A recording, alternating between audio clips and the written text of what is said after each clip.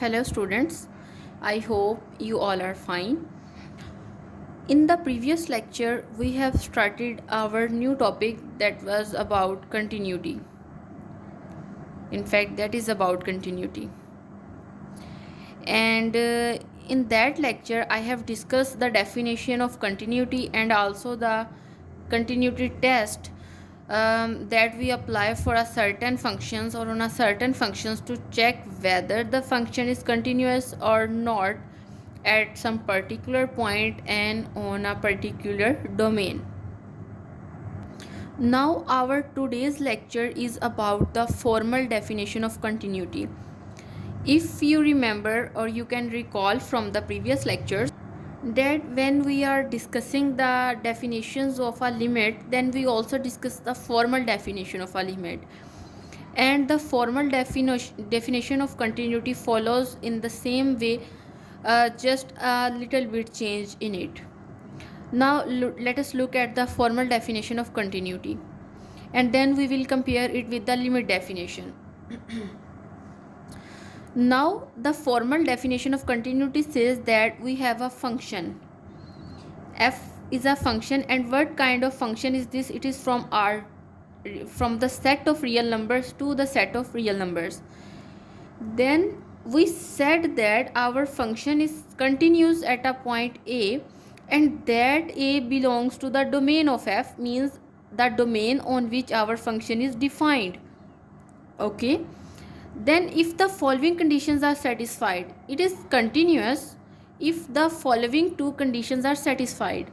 The first condition is this: the point A lies in an open interval contained in the domain of F, means our point A should be in an open interval that is in the domain of F. And the second condition says that for every epsilon is greater than 0, that means we select a particular epsilon. Epsilon means a very small number. Then we can find a delta interval, means there exists delta is greater than 0 such that f of x minus f of a absolute is less than epsilon whenever x minus a is less than delta. If this condition is satisfied, then we say that our function is continuous on a particular domain and at some particular point.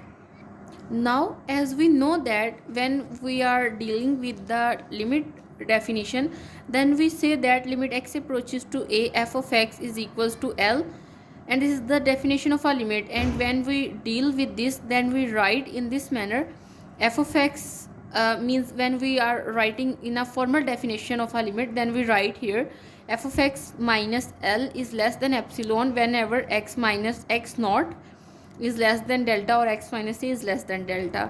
Mean in this way we have already represent the definition of a limit, but the change here is just because of f of a, and we just replace in the limit definition here f of a by L, and in the continuity we here write here f of a.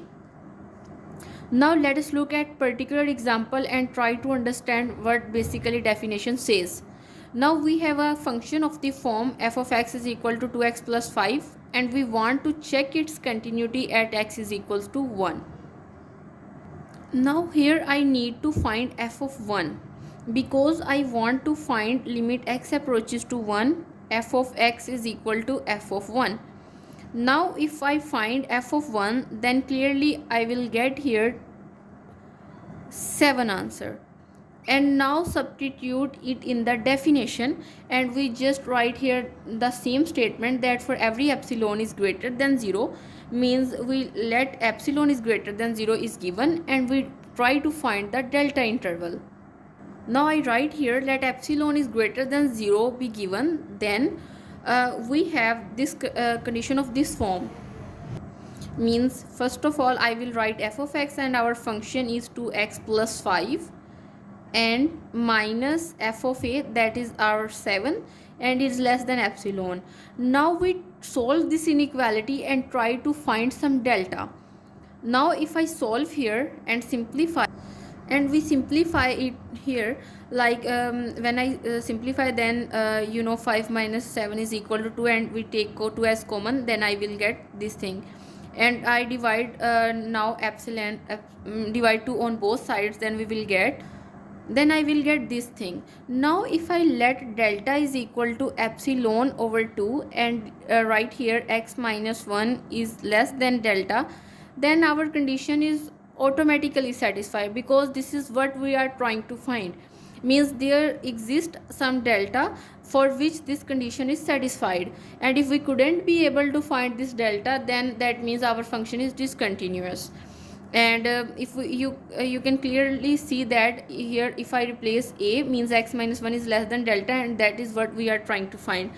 Then how you write the last statement? You will write this: if we take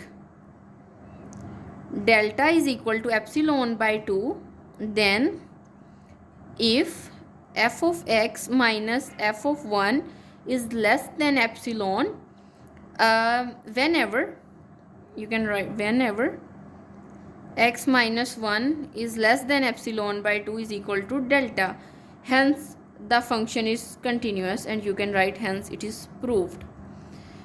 Now in today's lecture, I discussed the formal definition of continuity and try to explain this definition by using an example. And this is all about today's lecture. Thank you so much.